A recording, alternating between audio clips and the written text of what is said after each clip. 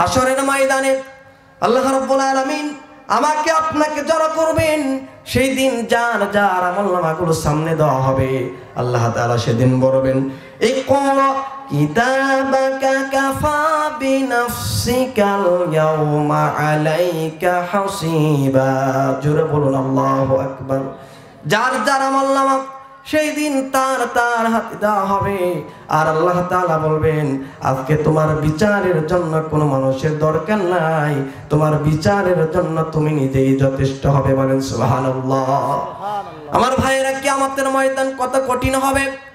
সেই দিন সমস্ত মানুষ আমাদের বাবা হযরত আদম আলাইহিস সালাতু ওয়াস সালামের কাছে চলে যাবেন, গিয়ে বলবেন, আমাদের জন্য আপনি একটু সুপারিশ করেন।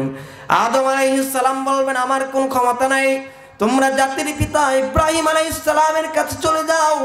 ইব্রাহিম আলাইহিস সালাতু ওয়াস সালামের কাছে মানুষ চলে যাবে। সেই দিন ইব্রাহিম আলাইহিস সালাতু ওয়াস সালাম বলবেন, আমি পারবো না, তোমরা মূসার কাছে চলে যাও। হযরত মূসা আলাইহিস সালাতু ওয়াস সালাম বলবেন, আমার কোনো ক্ষমতা নাই, ঈসার কাছে চলে যাও। হযরত ঈসা আলাইহিস সালাতু ওয়াস সালাম বলবেন, আমার কোনো ক্ষমতা নাই, তোমরা শেষ নবী মুহাম্মদুর রাসূলুল্লাহ সাল্লাল্লাহু আলাইহি ওয়াসাল্লামের কাছে চলে যাও। আমার নবী সেই দিন মাকামে মাহমুদের মধ্যে সিজদায় পড়ে কাঁদতে থাকবেন। সেই দিন রব্বুল আলামিন বলবেন, ও হাবিব আমার, দোস্ত আমার, আপনার টেনশনের কোনো কারণ নাই, আপনি সিজদা থেকে মাথা ওঠান, আজকে আপনি যা বলবেন আপনার সেই দোয়াটাই কবুল করা হবে। ইয়াউমা ইয়াজমাউকুম লিয়াউমিল জামঈ যালিকা ইয়াউমুত তাগাবুনি ওয়া মান ইউমিন বিল্লাহ ওয়া মান ইউমিন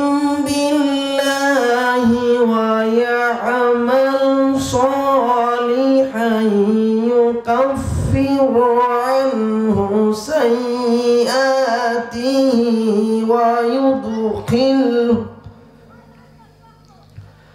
ويدخله جنات تجري من تحتها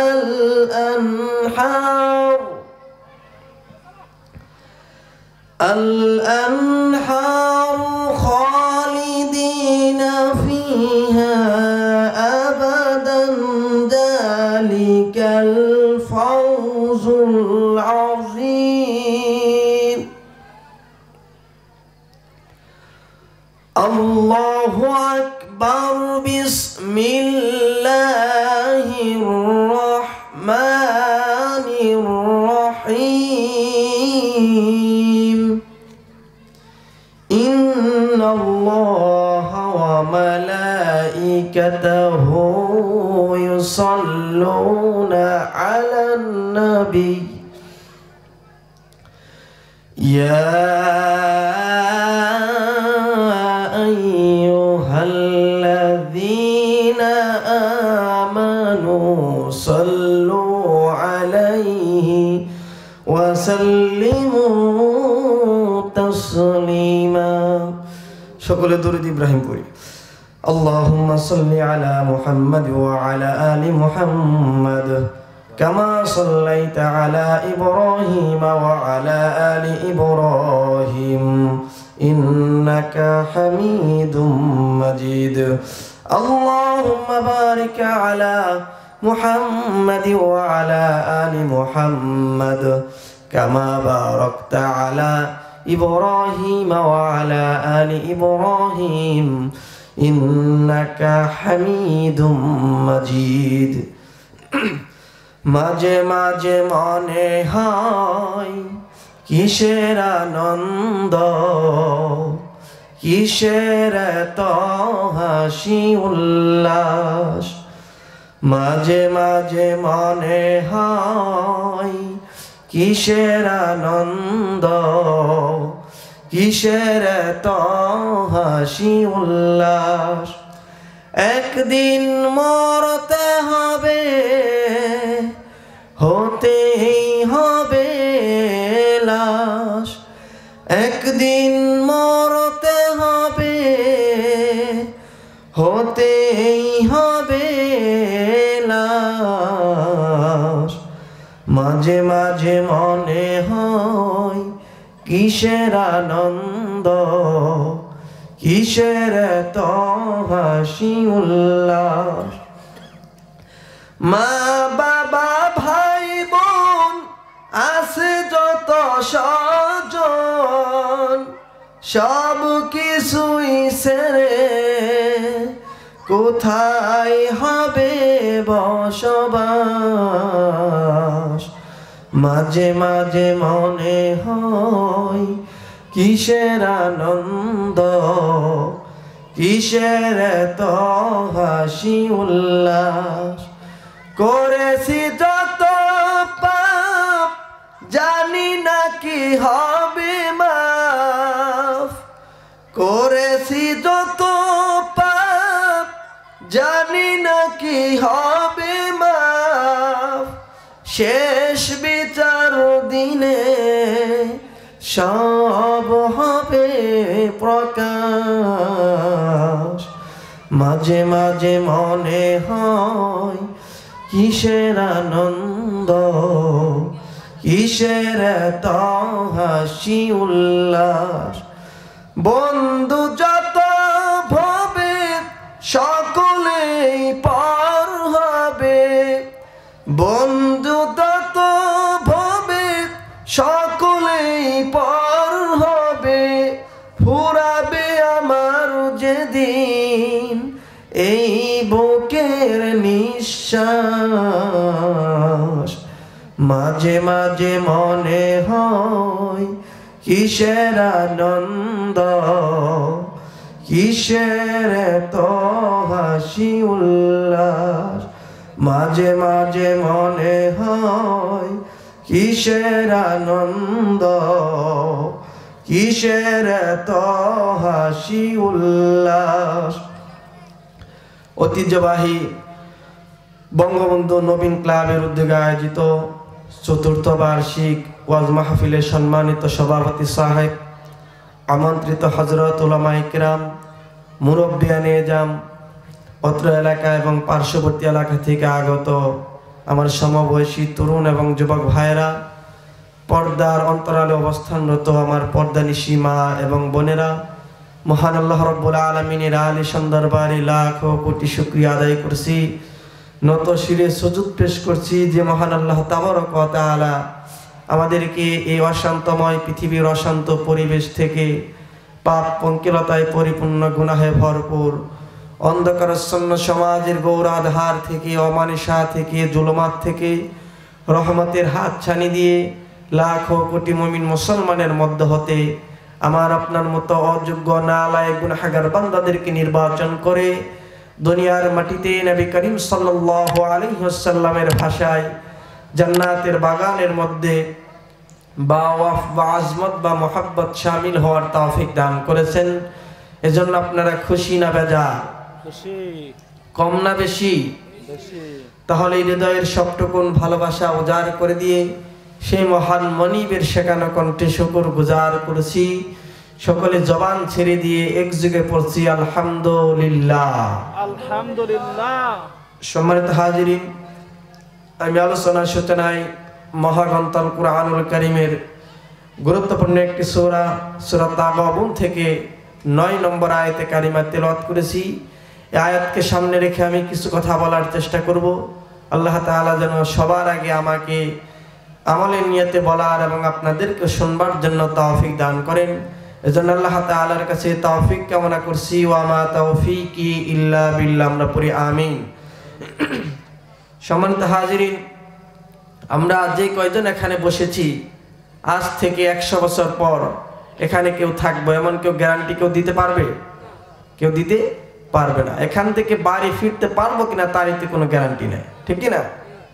মনে করলেন আপনি 100 বছর বাঁচবেন, কিন্তু আজ থেকে 200 বছর যে আপনি বাঁচবেন এমন কোনো নিশ্চয়তা কেউ দিতে পারবে? 100 বছর হয়তো মানুষ বাঁচে, কিন্তু 200 বছর যে এখন মানুষ বাঁচবে কেউ একথা বলতেই পারবে না, ঠিক কি না? কিন্তু আল্লাহ রাব্বুল আলামিন আমাকে আপনাকে কি জন্য দুনিয়ার জমিনের মধ্যে পাঠালেন? নির্ধারিত একটা হায়াত দিয়ে আল্লাহ রাব্বুল আলামিন আমাকে আপনাকে দুনিয়ায় পাঠিয়েছে, কিন্তু প্রত্যেক দিন মালাকুল মউত আমার আপনার সঙ্গে দেখা করার জন্য 5 বার আগমন করে। কতবার? প্রত্যেক দিন মালাকুল মউত আজকেও আমার আপনার কাছে 5 বার এসেছিল। 5 বার আসে, আবার দেখে ঘুরে ফিরে আবার চলে যায়। কিন্তু নির্ধারিত একটা দিন যখন আসবে, জান কবজের যেই দিন অর্ডার হয়ে যাবে, মালাকুল মউত কিন্তু সেই দিন আমার আপনার জান কবজ না করে ফিরে যাবে না, ঠিক কি না?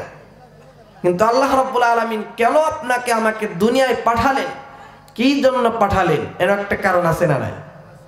আমার ভাইয়েরা, আল্লাহ রাব্বুল আলামিন কেন আমাকে আপনাকে দুনিয়াতে পাঠিয়েছেন তার একটা কারণ আছে। আল্লাহ রাব্বুল আলামিন কুরআনুল কারীমের মধ্যে সুন্দর করে বলেছেন, আল্লাযী খালাকাল মাউতা ওয়াল হায়াতা লিয়াবলুয়াকুম আইয়ুকুম আহসানু আমালাও ওয়া হুয়াল আজিজুল গফুর। জোরে বলুন আল্লাহু আকবার। আল্লাহু আকবার। তিনি তো সেই সত্তা যিনি জীবন এবং মৃত্যু সৃষ্টি করেছেন। কেন মানুষদেরকে দুনিয়াতে পাঠিয়েছেন? আল্লাহ রাব্বুল আলামিন দেখতে চান কোন বান্দা ভালো আমল করে আর কোন বান্দা খারাপ আমল করে। আল্লাহ রাব্বুল আলামিন আমাকে আপনাকে কেন দুনিয়ায় পাঠালেন? ভালো কাজ কে করবে, খারাপ কাজ কে করবে সেটা দেখার জন্য আল্লাহ রাব্বুল আলামিন মৃত্যুকে এবং জীবনকে সৃষ্টি করেছেন। তাহলে এখান থেকে স্পষ্ট হয়ে গেল আমাকে আপনাকে আল্লাহ রাব্বুল আলামিন দুনিয়াতে পাঠিয়েছেন ভালো কাজের জন্য না খারাপ কাজের জন্য? বলে ভালো কাজের জন্য আল্লাহ রাব্বুল আলামিন আমাকে আপনাকে দুনিয়াতে পাঠিয়েছেন। কিন্তু আমার সমাজে ভালো কাজ বেশি না মন্দ কাজ বেশি? মন্দ কাজটাই বেশি। আমার আপনার সমাজে ভালো মানুষ বেশি না খারাপ মানুষ বেশি? বলেন খারাপ মানুষের সংখ্যাই বেশি। আপনি ভালো কাজ করতে যাবেন, বাধা চলে আসবে, জুলুম চলে আসবে, নির্যাতন চলে আসবে, কারণ দেশের ম্যাক্সিমাম মানুষগুলোই খারাপ, ঠিক না? আপনি ভালো কাজ করতে যাবেন, বাধা চলে আসবে। মন্দ কাজ করতে যাবেন, কোনো বাধা আসবে না। আমার দেশের ম্যাক্সিমাম মানুষগুলো নামাজি না বেনামাজি? বলে ম্যাক্সিমাম মানুষগুলি বেনামাজি। এজন্য আপনি ভালো আমল করতে যাবেন, করতে পারবেন না। আল্লাহ রাব্বুল আলামিন কেন আপনাকে আমাকে দুনিয়াতে পাঠিয়ে দিয়েছেন, কি জন্য পাঠিয়েছেন? একটা আয়াতের মধ্যে আল্লাহ রাব্বুল আলামিন বলেন, কুনতুম খায়রা উম্মাতিন উখরিজাত লিন-নাসি তা'মুরুনা বিল মা'রুফি ওয়া তানহাউনা 'আনিল মুনকার। জোরে বলুন আল্লাহু আকবার। তোমাদেরকে পাঠিয়েছি এজন্য তোমরা শ্রেষ্ঠ জাতি, তোমাদেরকে কল্যাণের জন্য পাঠানো হয়েছে। তোমরা সৎ কাজে আদেশ করবে আর অসৎ কাজে নিষেধ করবে, আর তোমরা সমাজের মধ্যে ফিতনা ছড়াবে না। কিন্তু সমাজের মধ্যে ফিতনা ছড়িয়ে দেয় এমন মানুষ সমাজে আছে না নাই? বলে আমার আপনার মতো দেখবেন জুব্বা পরা, মাথার মধ্যে টুপি আছে, গালের মধ্যে দাড়ি আছে, এমন মানুষ ফিতনাবাজি করে আছে না নাই? একজনে বলে আমি হানাফি, আরেকজনে বলে অমুক আহলে হাদিস, ও সুন্নি, ও হাবি। এই সমস্ত কথা মানুষ বলে বেড়ায়, এগুলো তো আমাদের মূল পরিচয় নয়। হযরত আদম আলাইহিস সালাতু ওয়াসসালাম থেকে শুরু করে আমার আপনার নবী জনাবে মুহাম্মদুর রাসূলুল্লাহ সাল্লাল্লাহু আলাইহি ওয়াসাল্লাম পর্যন্ত যত পয়গম্বর দুনিয়ার জমিনের মধ্যে এসেছিলেন, তাদের কাজ ছিল এক না ভিন্ন? বলে তাদের সকলেরই কাজ ছিল এক। আল্লাহ রাব্বুল আলামিন তাদেরকে কেন পাঠিয়েছিলেন? আল্লাহ তাআলা বলেন, ওয়ালাকাদ বা'আসনা ফি কুল্লি উম্মাতির রাসূলান আন ইবুদুল্লাহা ওয়াজতানিবুত তাগুত।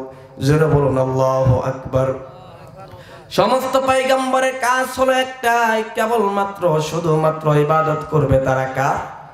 আল্লাহ রাব্বুল আলামিনের। আর তাগুতকে তোমরা পরিহার করো।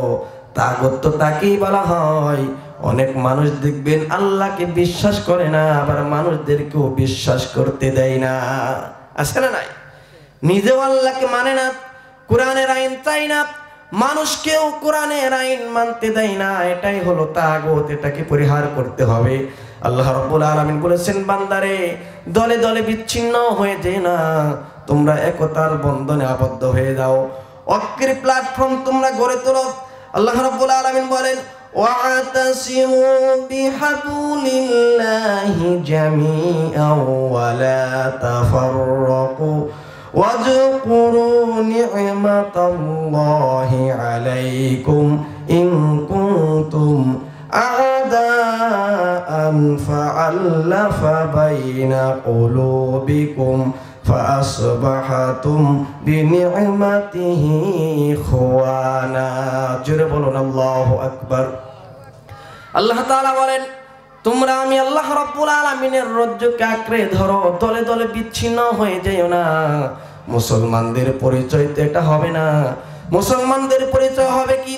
ওয়ামান আহসানু কাওলাম মিম্মান দাআ ইলাল্লাহি ওয়া আমিলা সালিহাও ওয়া ক্বালা ইন্নানি মিনাল মুসলিমিন। জোরে বলুন আল্লাহু আকবার। তার কথার চাইতে শ্রেষ্ঠ কথা কার হতে পারে? তার দাওয়াতের চাইতে শ্রেষ্ঠ দাওয়াত কার হতে পারে? যে নিজে মানুষকে সৎ কাজে আদেশ করে, নিজে ভালো আমল করবে, আর সে পরিচয় দিবে আমি আহলে হাদিস, আমি হানাফি, আমি সুন্নি না আমি মুসলমান। পরিচয় দিবে আমি মুসলমান, এটা হবে আমাদের পরিচয়। কে আহলে হাদিস, কে হানাফি, কে আলিয়া, কে কওমি, এটা আমাদের পরিচয় হবে না। আমাদের পরিচয় হতে হবে আমরা হলাম মুসলমান, ঠিক কি না? কিন্তু মুসলমানদের মধ্যে দেখবেন দলে দলে বাঁক হওয়ার পেছনে ইহুদি খ্রিস্টানদের বড় ষড়যন্ত্র আছে না নাই? বলে ইহুদি খ্রিস্টানদের এখানে ষড়যন্ত্র আছে। মুসলমানদের দেখবেন প্রশ্নের কোনো শেষ নাই, জিজ্ঞাসার কোনো শেষ নাই। আমরা মুসলমান, আমরা যখন আলোচনার স্টেজে উঠে যাই, কিছু কিছু মানুষ দেখবেন প্রশ্ন নিয়ে আসে না নাই? মানুষের প্রশ্নের কোনো শেষ নাই। প্রশ্নের কিন্তু লক্ষণ ভালো নয়। প্রশ্ন করে, হুজুর নবী কি নূরের তৈরি না মাটির তৈরি? এটা কি কোনো প্রশ্নের সাইজ হলো? তার চিন্তা হচ্ছে কিভাবে ফিতনা ছড়ানো যায়, ঠিক কি না? তোমার প্রশ্ন করা উচিত ছিল যে ফিলিস্তিনের মুসলমান কেন আজকে নির্যাতনের শিকার, কোরআনের পাখিরা কেন আজকে জেলের মধ্যে বন্দী? তোমার প্রশ্ন করা উচিত ছিল, হুজুর আপনি শিরিক নিয়ে কথা বলেন, আপনি বেদাত নিয়ে কথা বলেন, এগুলো প্রশ্ন করা উচিত ছিল। আপনি হক দাওয়াত নিয়ে কথা বলেন।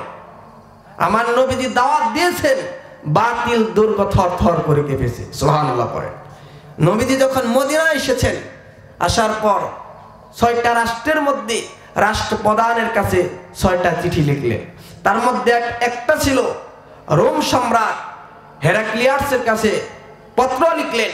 পত্র খুলে তিনি দেখতে পেলেন নবীজি পত্র লিখেছেন, রোম সম্রাট হেরাক্লিয়াস, তুমি ইসলামকে কবুল করো, ইসলাম যদি তুমি গ্রহণ না করো তোমার পায়ের মাটি পর্যন্ত মুহাম্মাদের দখলে চলে যাবে। জোরে বলেন সুবহানাল্লাহ।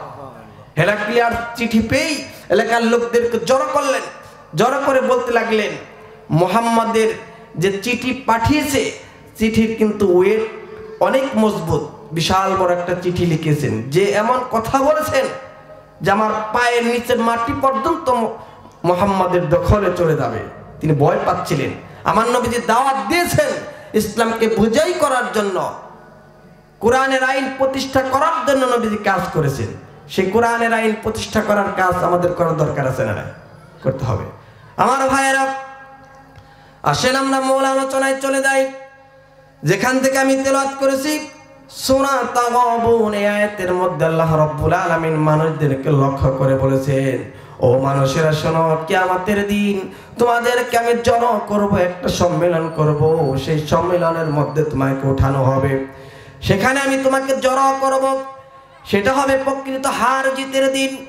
তাগাবুন মানে হার জিত, সেটা হবে হার জিতের দিন। কেউ হেরে যাবে সেদিন, কেউ জিতে যাবে।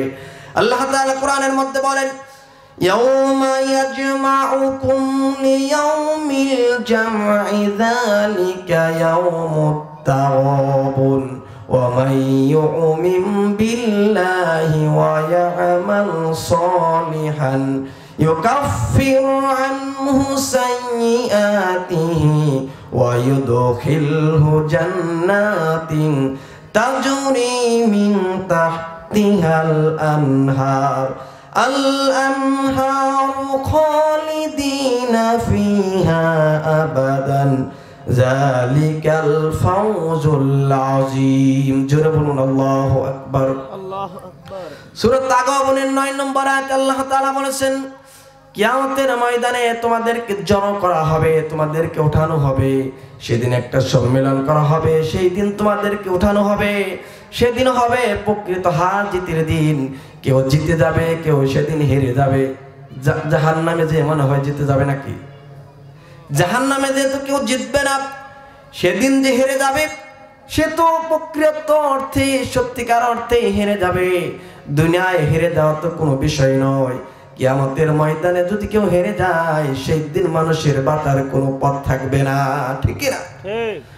আমি কোরআন ঘেটে ঘেটে পেয়েছি কমপক্ষে 12টি অপকর্ম যার মধ্যে থাকবে সে জাহান্নামের আগুনের মধ্যে নিক্ষিপ্ত হবে। বলেন নাউজুবিল্লাহ। কয়টি অপকর্ম? 12টি অপকর্ম, 12টি খারাপ কাজ যার মধ্যে পাওয়া যাবে সে জাহান্নামের আগুনের মধ্যে নিক্ষিপ্ত হবে। বলেন নাউজুবিল্লাহ। তার মধ্যে 1 নম্বর কারণ হলো আল্লাহ রাব্বুল আলামিন বলেছেন সঠিক জিনিসকে যে বুঝবে না সে জাহান্নামের আগুনের মধ্যে নিক্ষিপ্ত হবে। আমার দেশে অনেক মুসলমান আছে সঠিক জিনিস বুঝতে চায় না, আছে না নাই? দেখবেন কোরআনের বিরোধিতা করে, গান বাজনা শুরু করে দেয়। আমার দেশে গান বাজনা হয় কিনা? গান বাজনা হয় না? জাতীয়ভাবে গান বাজনা আমাদের দেশে আছে না নাই? গান বাজনা থাকা সত্ত্বেও দেখবেন বিদেশ থেকে নায়িকা গায়িকাকে ভাড়া করে আনে, আছে না নাই? এগুলো আমাদের দেশে হয় না? আমার নবীজি যখন কোরআন তিলাওয়াত করতেন মধুর কণ্ঠে কোরআন শোনার জন্য কাফের বেঈমানরা জড়ো হয়ে যেত। সুবহানাল্লাহ পড়েন। আবু জাহেল যখন দেখতে পেলেন যে মুহাম্মাদের কণ্ঠে কোরআন শোনার জন্য কাফের মুশরিকরা সকলেই দলবদ্ধ হয়ে দেওয়ালের আড়াল থেকে মুহাম্মাদের কণ্ঠে কোরআন শুনতেছে, এক পর্যায়ে আমার পেছন থেকে সরে গিয়ে মুহাম্মাদের দলে তার দলভুক্ত হয়ে যাবে, এই চিন্তা যখন তার মাথার মধ্যে কাজ করলো, সে বিদেশ থেকে, সিরিয়া থেকে, মিশর থেকে, বাহরাইন থেকে নায়িকা গায়িকাকে ভাড়া করে এনেছিল। এগুলো এখনো সমাজের মধ্যে আছে না নাই? আমার ভাইয়েরা, আজকাল যুবকদের চরিত্র নষ্ট হওয়ার পিছনে মূল কারণ হলো যুবকদের চরিত্রের জন্য নষ্ট হয়ে যাচ্ছে। আমাদের সমাজের মধ্যে নর্তকী ভাড়া করে এনে নাচানো হয়, অবৈধ ফিল্মগুলো যুবকদের সামনে তুলে ধরা হয়েছে। অবৈধ ফিল্মগুলো তারা দেখে দেখে নিজের চরিত্র নষ্ট হয়ে যাচ্ছে। যুবকদের চরিত্র সুন্দর করার জন্য শুধু আইন দিয়ে বন্ধ করা সম্ভব নয়। যুবকদের চরিত্র যদি সুন্দর করতে চান অবশ্যই সমাজের মধ্যে আল্লাহ তাআলার আইন কায়েম করতে হবে। ঠিক কি না? বাড়িতে লেগেছে আগুন, আগুন নিবানোর জন্য কি দরকার? পানির দরকার। এক লোক এলান জারি করলো, যার কাছে যা কিছু আছে তা দিয়ে আমাকে বাঁচাও। রাস্তা দিয়ে একজন যাচ্ছিলেন ড্রাম ভর্তি ডিজেল নিয়ে, যখন শুনতে পেলেন যার কাছে যা কিছু আছে তা দিয়ে আমাকে বাঁচাও, তিনি বিসমিল্লাহ বলে ড্রাম ভর্তি ডিজেল আগুনের মধ্যে ঢেলে দিলেন। আগুন কমবে না বাড়বে? বলেন। আগুন তো বেড়ে যাবে। আরেকজন যাচ্ছিলেন ব্যান ভর্তি লাকড়ি খড়ি নিয়ে, যখন শুনতে পেলেন যার কাছে যা কিছু আছে তা দিয়ে আমাকে বাঁচাও, ব্যান ভর্তি লাকড়ি খড়ি বিসমিল্লাহ বলে আগুনের মধ্যে ঢেলে দিল। কমবে না বাড়বে? বলেন। আগুন দ্বিগুণ দ্বিগুণ বেড়ে যাবে। আগুন নিবানোর জন্য যেরকম লাকড়ি খড়ি, পেট্রোল, ডিজেল, অকটেন উপযুক্ত নয়, ঠিক তেমনি ভাবে সমাজে আগুন যে দাও দাও করে জ্বলছে অশান্তির আগুনগুলো নিবানোর জন্য অন্য কিছু দিয়ে বন্ধ করা সম্ভব নয়। একমাত্র কেবলমাত্র আল্লাহ তাআলার আইন দিয়ে বন্ধ করা সম্ভব হবে। ঠিক কি না? আমার ভাইরা, আমি তো কাউকে গালি দেওয়ার জন্য আসি নাই, আমি তো কোনো পীরের বিরুদ্ধে কথা বলার জন্য আসি নাই। আমার কথা তাদের পক্ষে চলে যাবে যারা সমাজের মধ্যে একামতের দিনের কথা বলে। ঠিক না?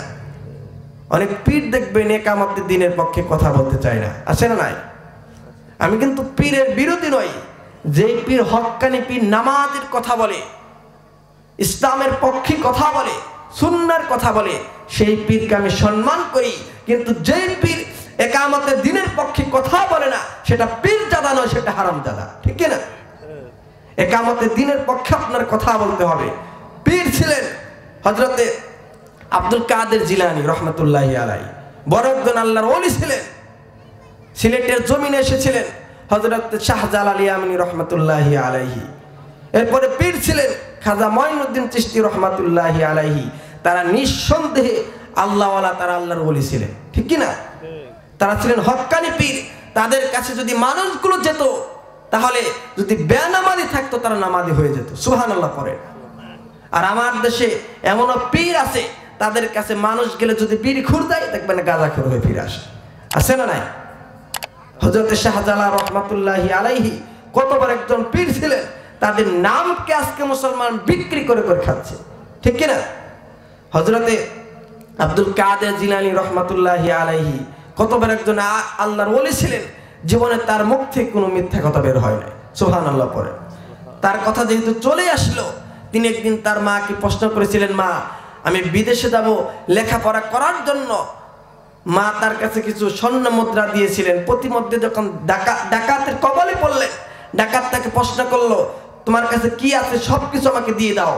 তিনি সবকিছু দিয়ে দিলেন। বললেন, আমার কাছে এই যে কিছু স্বর্ণ মুদ্রা আছে, আপনি সবকিছু নিয়ে নেন।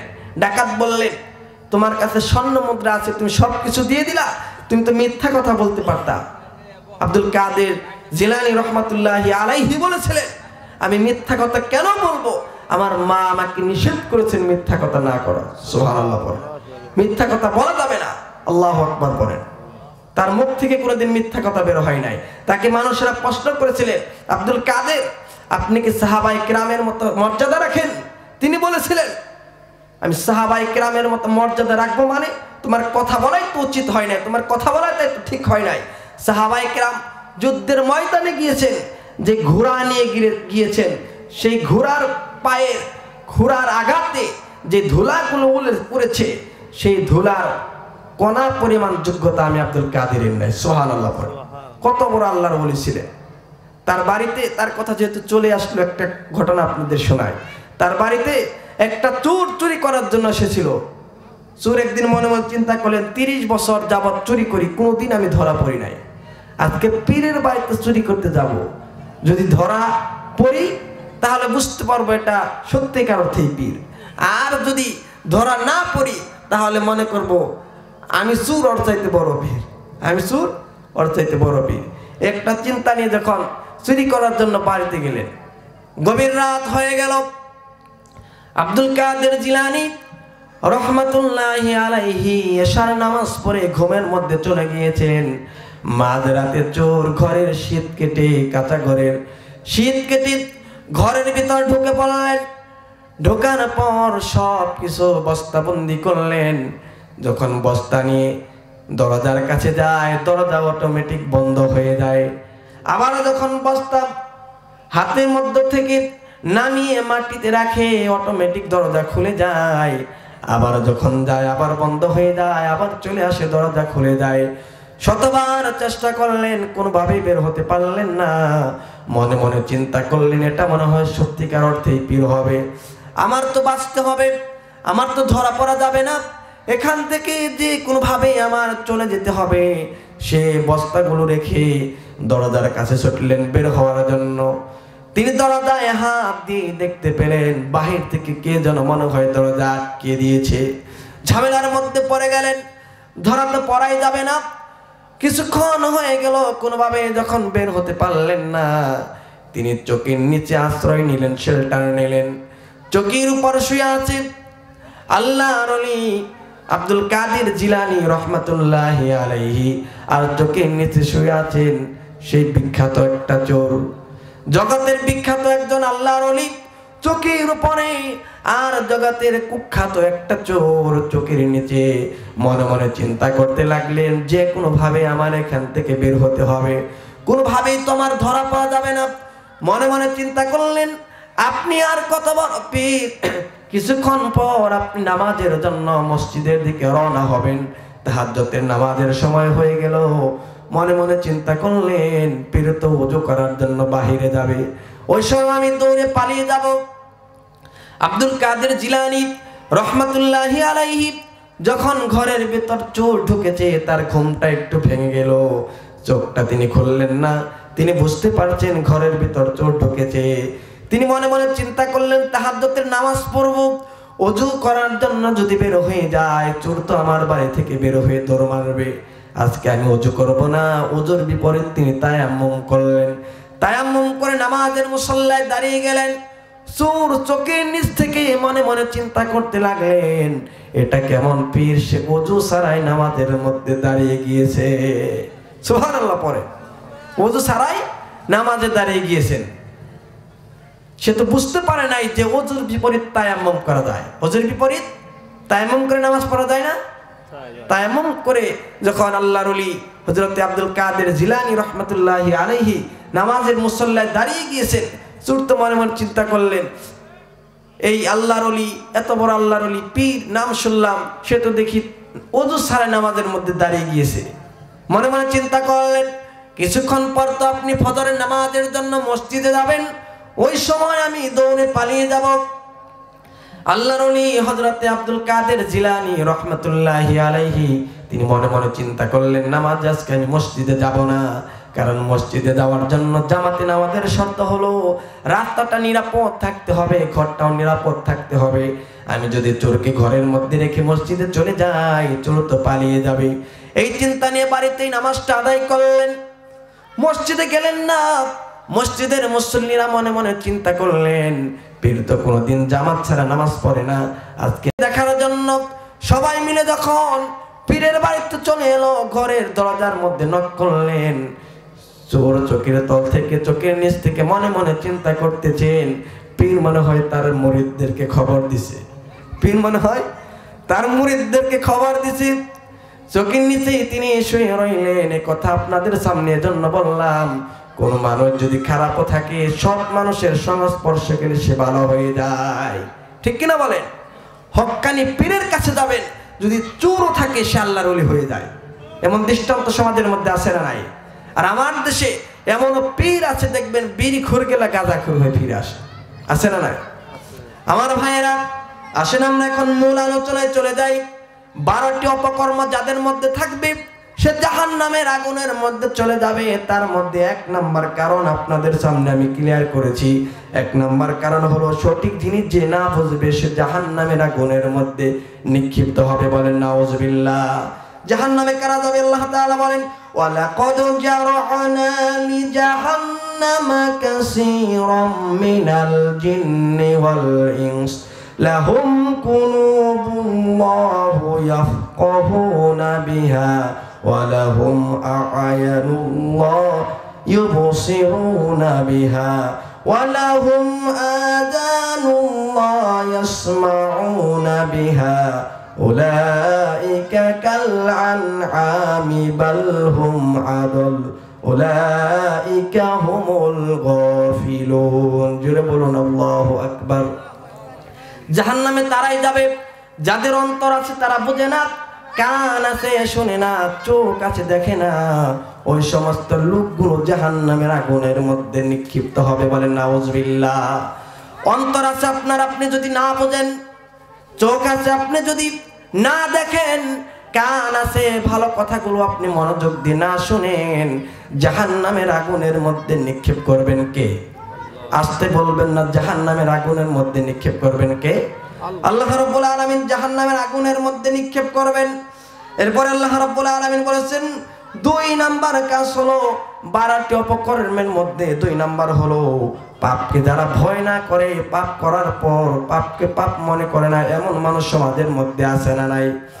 পাপ করে কিন্তু পাপকে পাপ মনেই করে না, ওই মানুষ জাহান্নামের আগুনের মধ্যে নিক্ষেপ হবে। আল্লাহ তাআলা বলেন, ওয়াল্লাযীনা কাসাবুস সাইয়্যাতি জাযাউন সাইয়্যাতিম বিমিসলিহা ওয়া তারহাকুহুম জিল্লা মা লাহুম মিনাল্লাহি মিন আসিম। জোরে বলুন আল্লাহু আকবার। ওই লোকটা জাহান্নামের আগুনের মধ্যে নিক্ষেপ হবে যে পাপ করবে, পাপকে পাপ মনে করবে না, সেই মানুষটা জাহান্নামের আগুনের মধ্যে নিক্ষেপ হবে। আমার ভাইরা, কিয়ামতের ময়দান সামনে আসে না নাই বলেন? হাসরের ময়দানে আল্লাহ রাব্বুল আলামিন আমাকে আপনাকে জড়ো করবেন। সেই দিন যার যার আমলনামাগুলো সামনে দেওয়া হবে। আল্লাহ তাআলা সেদিন বলবেন, ইকরা কিতাবাকা কাফা বিনাফসিকাল ইয়াউমা আলাইকা হাসিবা। জোরে বলুন আল্লাহু আকবার। যার যার আমলনামা সেই দিন তার তার হাতে দেওয়া হবে। আর আল্লাহ তাআলা বলবেন, আজকে তোমার বিচারের জন্য কোনো মানুষের দরকার নাই, তোমার বিচারের জন্য তুমি নিজেই যথেষ্ট হবে। বলেন সুবহানাল্লাহ। আমার ভাইয়েরা, কিয়ামতের ময়দান কত কঠিন হবে। সেই দিন সমস্ত মানুষ আমাদের বাবা হযরত আদম আলাইহিস সালাতু ওয়াস সালামের কাছে চলে যাবেন, গিয়ে বলবেন, আমাদের জন্য আপনি একটু সুপারিশ করেন। আদম আলাইহিস সালাম বলবেন, আমার কোন ক্ষমতা নাই, তোমরা জাতির পিতা ইব্রাহিম আলাইহিস সালামের কাছে চলে যাও। ইব্রাহিম আলাইহিস সালাতু ওয়াস সালামের কাছে মানুষ চলে যাবে। সেই দিন ইব্রাহিম আলাইহিস সালাতু ওয়াস সালাম বলবেন, আমি পারবো না, তোমরা মূসার কাছে চলে যাও।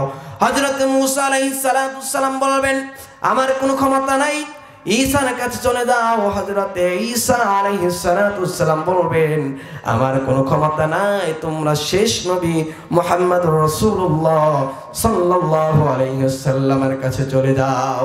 আমার নবী সেই দিন মাকামে মাহমুদের মধ্যে সিজদায় পড়ে কাঁদতে থাকবেন।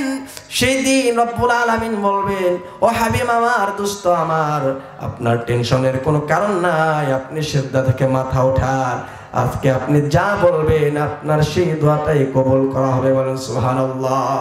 আপনি আজকে যা চাইবেন তাই কবুল করা হবে। নবীজি সেদিন মাথা উত্তোলন করবেন। কিয়ামতের ময়দানে হাসরের মাঠে নবীজি 4 বার আগমন করবেন। কয়বার? আসতে বলবেন না, কয়বার? 4 বার আগমন করবেন। প্রথমবার এসে কিছু সংখ্যক লোকদেরকে জান্নাতের দিকে নিয়ে যাবেন। দ্বিতীয়বার আসবেন, আবার কিছু লোকদের জান্নাতের দিকে নিয়ে যাবেন। আবার আসবেন, কিছু লোকদেরকে জান্নাতের দিকে নিয়ে যাবেন। চতুর্থবার আসবেন, কিছু লোক জান্নাতের দিকে নিয়ে যাওয়ার চেষ্টা করবেন। সেই দিন বাধা হয়ে দাঁড়িয়ে যাবে কোরআনুল কারীম। কোরআন বলবে, রব্বুল আলামিন, এই লোকটা দুনিয়ায় আমাকে পড়ে নাই, খুলেও দেখে নাই। মসজিদের মধ্যে কোরআন রাখা হয়েছে, কোরআনের উপর ময়লা পড়ে যায়, বছরের পর বছর যায়, মানুষ খুলেও দেখে না এর ভিতর কি লেখা আছে। কোরআন সেদিন বাধা হয়ে দাঁড়াবে। ও রব্বুল আলামিন, এই মানুষগুলো আমাকে ধরে নাই, আমি কোরআন পড়ার চেষ্টা করে নাই, কোরআন দিয়ে নিজের জীবন পরিচালনা করে নাই, কোরআনের আইন বাস্তবায়ন করার পেছনে কাজ করে নাই। সেদিন বাধা হয়ে দাঁড়িয়ে যাবে কোরআনুল কারীম। আমার ভাইয়েরা, এই জন্য কোরআনটা সুন্দর করে পড়তে হবে। পাপ করার পর অনুশোচনা করতে হবে, অনুতপ্ত হতে হবে। আল্লাহ তাআলার কাছে যদি মাফ চাইতে পারেন, অবশ্যই আল্লাহ রাব্বুল আলামিন আপনাকে মাফ করে দিবেন। সুবহানাল্লাহ। 12টি অপকর্ম যার মধ্যে থাকবে সে জাহান্নামের আগুনের মধ্যে চলে যাবে। 2 নাম্বার বলেছি, পাপকে যারা ভয় করবে না, গুনাহ হবে কিন্তু আল্লাহ তাআলার কাছে তওবা করবে না, সেই লোকটা জাহান্নামে যাবে। 3 নাম্বার হলো, যেই লোকটা কুফরি করবে সেই লোক জাহান্নামে যাবে। অনেক মানুষ দেখবেন নিজের অজান্তে কুফরি করে, এমন মানুষ সমাজের মধ্যে আছে না নাই বলেন? কুফরি কাকে বলে? আল্লাহ তাআলা কোরআনে বলেছেন, ওয়ালিল্লাযীনা কাফারু বিরাব্বিহিম আযাবু জাহান্নাম ওয়া বিইসাল মাসীর। জোরে বলুন আল্লাহু আকবার। ওই লোকটাই কাফের, ওই লোকটাই কুফরি করে। কোরআনের আইন যারা সমাজের মধ্যে বাস্তবায়ন হতে দেয় না, ওই লোকটা কুফরি করে। যে কুফরি করবে সে জাহান্নামী হবে। 4 নাম্বার হলো, আল্লাহর আয়াত যারা অস্বীকার করবে সে জাহান্নামী।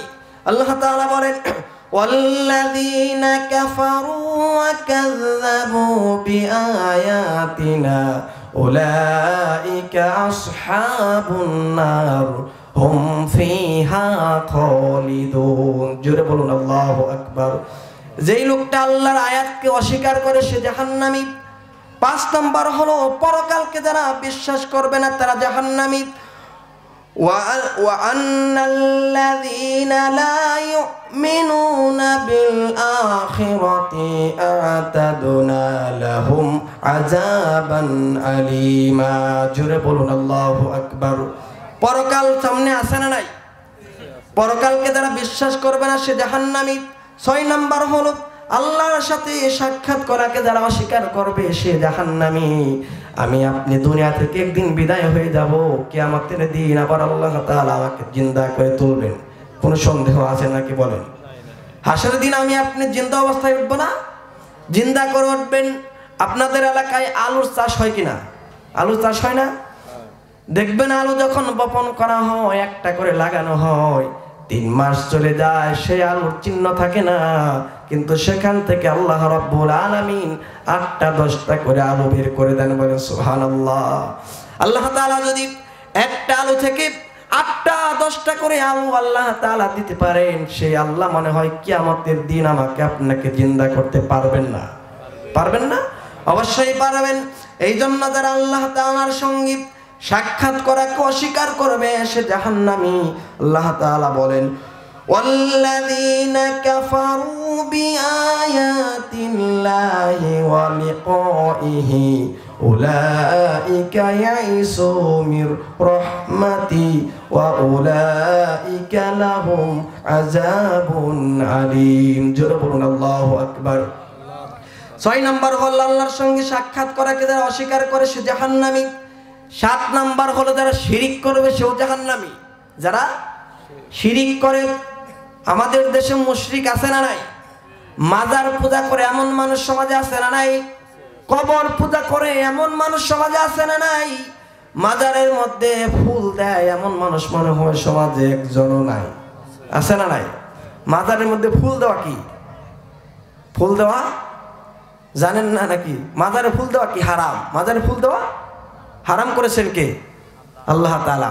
মাজারে যে ব্যক্তি ফুল দেবে শিরিক করবে, আল্লাহ রাব্বুল আলামিন বলেন ওয়া মান ইউশরিক বিল্লাহি ফাকাদ হারামাল্লাহু আলাইহিল জান্নাহ। জোরে বলুন আল্লাহু আকবার। যে শিরিক দিয়ে, বেদাত দিয়ে, কুফর দিয়ে নিজের জীবনকে আচ্ছাদন করবে সে আল্লাহ তাআলার কাছে প্রিয় নয়। যে শিরিক মুক্ত, বেদাত মুক্ত জীবন পরিচালনা করবে সে হলো আল্লাহ তাআলার কাছে হেদায়েত প্রাপ্ত বান্দা। বলেন সুবহানাল্লাহ। আমার ভাইয়েরা, যে নিজেকে রব দাবি করবে সেও জাহান্নামী। 8 নাম্বার হলো যে নিজেকে রব দাবি করবে সে জাহান্নামী। আমার দেশ, আমার পৃথিবীর মধ্যে সর্বপ্রথম নিজেকে রব দাবি করেছিল ফেরাউন। কে রব দাবি করেছিল? ফেরাউন।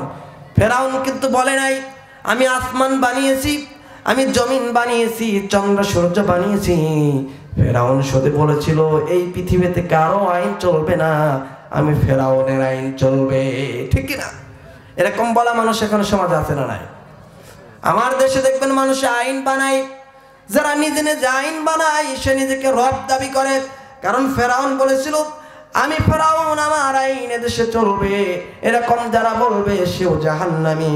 আল্লাহ রাব্বুল আলামিন মুনাফিকদের সম্পর্কে বলেছেন ইন্নাল মুনাফিকিনা ফিদ দারকিল আসফালি মিনান নার ওয়া লান তাজিদা লাহুম নাসীরা। জোরে বলুন আল্লাহু আকবার। 9 নম্বর হচ্ছে যারা দুনিয়ার কাউকে আইনদাতা মনে করে, যারা নিজেরা আইন বানায় সে আইনকে যারা মানবে তারাও জাহান্নামী।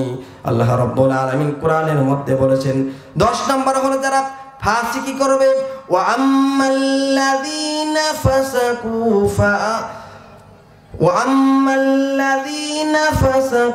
ফামাওয়াহুমুন নার। জোরে বলুন আল্লাহু আকবার।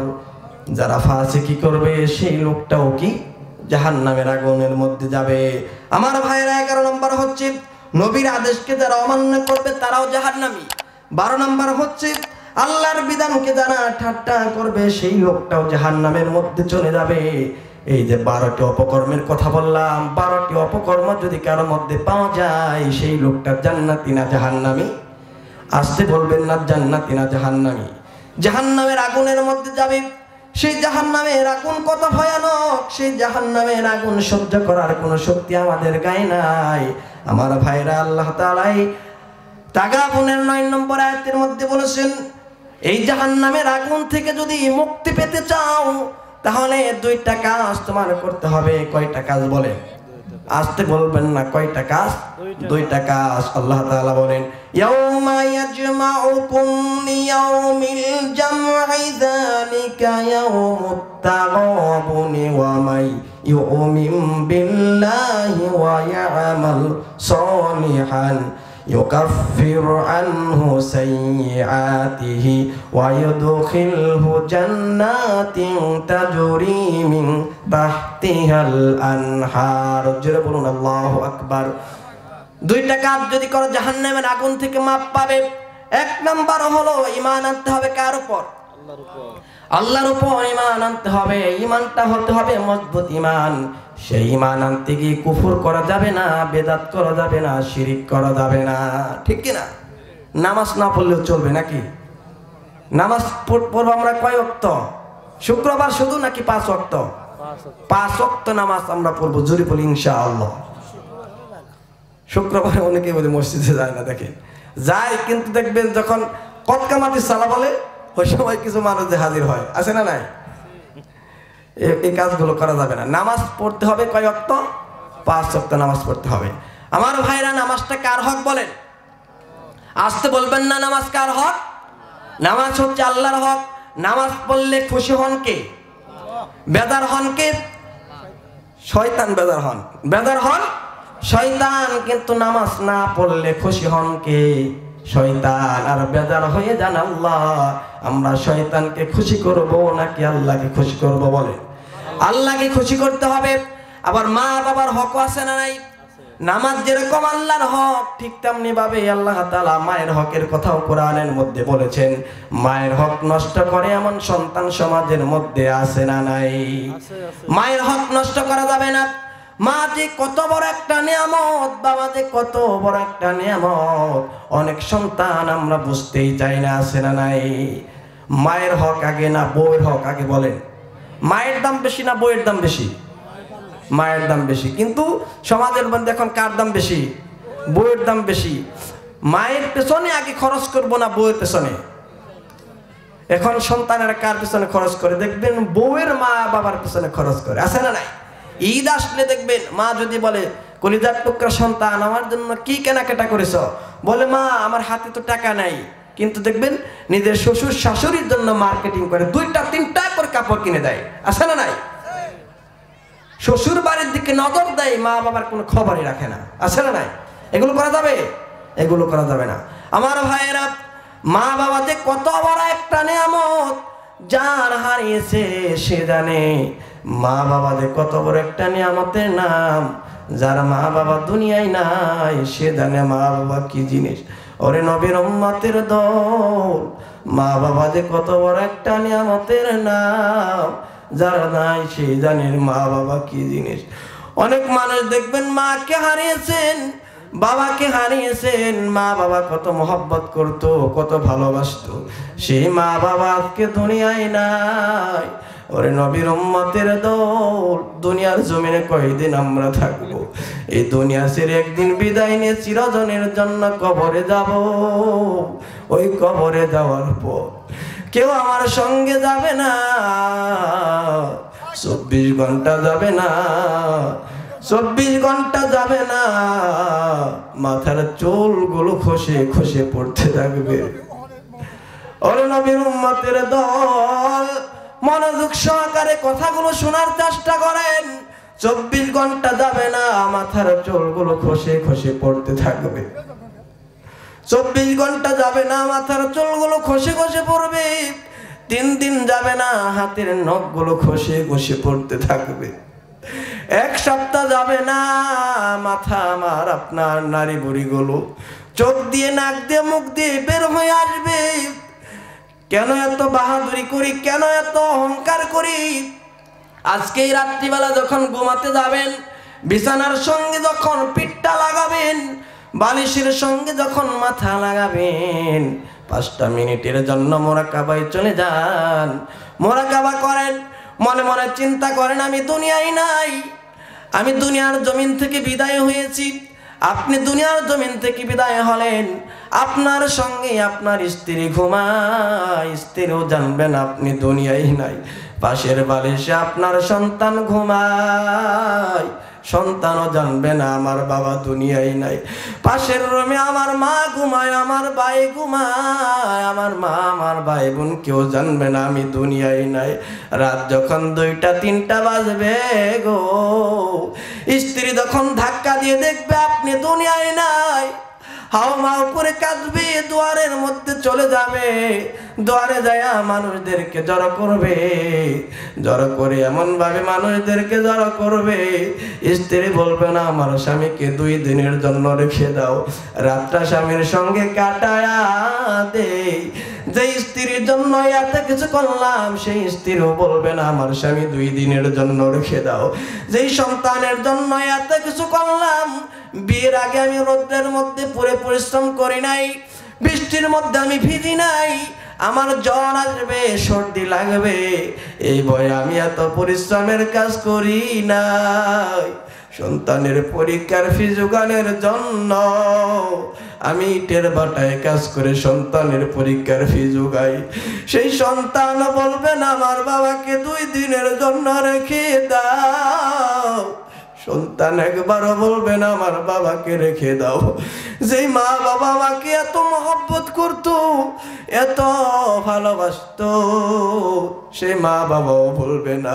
রাত 12টা 1টার সময় যখন পায়খানা করে দিতাম, আমার মা বিরক্ত হয় নাই, আমার বাবা মাঝে মাঝে বিরক্ত হইতো, পাশের রুম থেকে আমার ভাই বোনগুলো বিরক্ত হইতো, মেহমান বাড়িতে আসলে বিরক্ত হয়ে যাইত। মা একটা বারের জন্য বিরক্ত হন নাই, 2টা নাই 3টা নাই, আমাকে শুকনা কাপড়ের মধ্যে জড়ায়া আমার মা আমাকে নতুন করে ঘুম পাড়াইতো। সেই মাও সেই দিন বলবে না, যেই মা আমি না খাইলে খাইতেন না, ঘুমাইতেন না, সে মাও সেদিন বলবে না আমার কলিজার টুকরা সন্তানকে 2-3 দিনের জন্য রেখে দাও, সন্তানকে শেষবারের মতো একটু খেদমত করি। সে মাও সেদিন বলবে না, সেই বাবাও বলবে না। সকাল হইতে না হইতে কিছু লোক যাবে বাঁশ বাগানে বাঁশ কাটার জন্য, আবার কেউ কেউ দৌড়িয়া যাবে কবর খনন করার জন্য, কেউ যাবে আমার বন্ধু বান্ধব যাবে কাফনের কাপড় কেনার জন্য। কত বন্ধু নিয়ে আড্ডা দিলাম, আজকে সেই বন্ধুগুলো নাই। পড়ার টেবিলে কত বন্ধু ছিল, আজকে তারা নাই। লেখাপড়ার টেবিলে কত বন্ধু নিয়ে আড্ডা দিলাম, আজকে তারা নাই। কত বন্ধু বিয়ের আসর থেকেই মারা গেল, আমি আজকে এই পর্যন্ত আসলাম, মালাকুল মাউত তো আসবে, আমিও দুনিয়ার জমিন থেকে বিদায় হয়ে যাব। মালাকুল মাউত যেন দেখতে কেমন হয়, উস্তাদদের মুখে শুনেছি মাথা থাকবে আসমানে, পা থাকবে জমিনে, চক্ষু 2টা বিশাল বড় লাল, দিঘির মতো হয়ে যাবে গো। আমার জানটা যদি নিয়ে যায় কেউ জানতে পারবে না। সকাল হইতে না হইতে কেউ যাবে বাঁশ কাটার জন্য, আবার এক গ্রুপ যাবে বড়ই পাতা গরম পানি করার জন্য। আমাকে সুন্দর করে গোসল দিবে, সেই গোসলটা দিয়া দামি একটা সাবান দিয়ে আমারে গোসল দিবে। গোসল দিয়ে 3 টুকরা কাফনের কাপড়ের মধ্যে জড়াইয়া পলিথিনের মতো প্যাকেট করবে, চকলেটের মতো মোড়াইয়া খাটিয়ার মধ্যে তুলবে। 4 জনে ধরে জানাজার মাঠে নিয়ে যাবে। জানাজা শেষ করা মাত্র 4 জন দৌড় মেরে নিয়ে যাবে কবরের কাছে। কবরের মধ্যে 3 জন লাফ দিয়ে নামবে। মনে মনে চিন্তা করলাম 4 জন আমাকে নিয়ে যায়, 4 জন আমার আপন না, 4 জন আমার আপন না। কবরে যে 3 জন নামলো, মনে মনে চিন্তা করলাম এই 3 জন আমার আপন না, 3 জন আমার আপন না। কিছুক্ষণ পর 3 জন লাফ দিয়ে দাঁড়াইবে। মনে মনে চিন্তা করবেন এই তিনজন মনে হয় আমার আপন, এই তিনজনও আমার আপন না। কিছুক্ষণ পর কবরের উপর বাঁশের চাল দিবে, হাতের মধ্যে এক মুষ্টি মাটি নিবে, বলবে মিনহা খলাকনাকুম ওয়া ফিহা নুঈদুকুম ওয়া মিনহা নুখরিজুকুম তারাতান উখরা। এই কথা বলা মাত্র কবরের মধ্যে মাটি দিবে, মানুষেরা চলে যাবে। আমার শহীদ সন্তানেরা কবরের পাশে দাঁড়িয়ে দাঁড়িয়ে কান্দে। মনে মনে চিন্তা করলাম এই সন্তান মনে হয় আমার আপন, আমার এই সন্তানেরাও আপন না। কিছুক্ষণ পর সন্তানেরাও বাড়ি চলে যাবে। দুইটা ফেরেশতা আসবে, কবরের ভিতরে ঢুকবে, আমাকে প্রশ্ন করবে মান রব্বুকা ওয়া মান দীনুকা ওয়া মান নাবিয়ুকা। তিনটা প্রশ্নের জবাব যদি দিতে পারি আমার জন্য জান্নাত, আর যদি প্রশ্নের জবাব না দিতে পারি গো, কবরের দুই পাশের মাটির এমন চাপ, চাপের ছুটে ডান পাজরের হাড়গুলো বাম পাজরে চলে যাবে, বাম পাজরের হাড় ডান পাজরে চলে যাবে। আমার ডানে মাটি, আমার বামে মাটি, আমার উপরে বাঁশের চাল, আমার নিচেও মাটি। পালানোর মতো কোনো জায়গা নাই রে বুনিয়াদম, পালানোর মতো কোনো জায়গা নাই। কার জন্য এত কিছু করলাম, সন্তানের জন্য এত কিছু করলাম। এই সন্তানেরাও আমার আপন না, আমার স্ত্রী আমার আপন না, আমার মা বাবাও আমার আপন না। এই চিন্তা করা মাত্র যখন রাত্রিবেলা ঘুমটা ভেঙে যাবে, সুন্দর করে ওযু বানাইয়া 2 রাকাত নামাজের মুসাল্লায় দাঁড়িয়ে আল্লাহর কাছে বলেন, সিজদায় পড়ে কান্না করে বলেন, আল্লাহ জীবনে কত অন্যায় করলাম, সুদ খেলাম, ঘুষ খেলাম, জেনা বদমাশি করলাম, আল্লাহ তুমি আমারে মাফ কইরা দাও। আল্লাহর কাছে বলতে দেরি, আল্লাহ বান্দার গুনাহ মাফ করতে দেরি করবেন না। ওরে নবীর উম্মতের দল, কয়দিন শক্তির বাহাদুরি করবা? এই দুনিয়া চিরকাল থাকার জায়গা না। কত মানুষ দুনিয়া এসেছিল, কেউ দুনিয়ায় নাই। আমিও একদিন চিরদিনের জন্য বিদায় নিয়ে যাব। এই দুনিয়ার মুখ আমিও একদিন দেখব না। এখনো সময় আছে, ঈমানটা মজবুত করে নাও, আমলটা মজবুত করে নাও। সাহাবায়ে কেরাম দেখে দেখে, সাহাবায়ে কেরামের আমল আখলাক দেখে দেখে ঈমানটা পরিশুদ্ধ করে নাও। ওরে নবীর উম্মতের দল, দয়াল নবী বলেন, মুমিন গুনাহগারের কবরে 70 সাপ, বেঈমান নাফরমানদের কবরে 99 সাপ।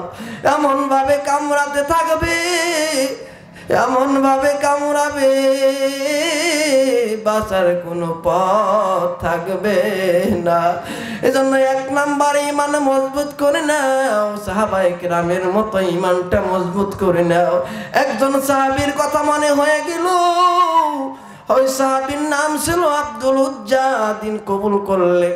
দিন কবুল করা মাত্র ওই চাচার কানের মধ্যে আওয়াজ চলে গেল।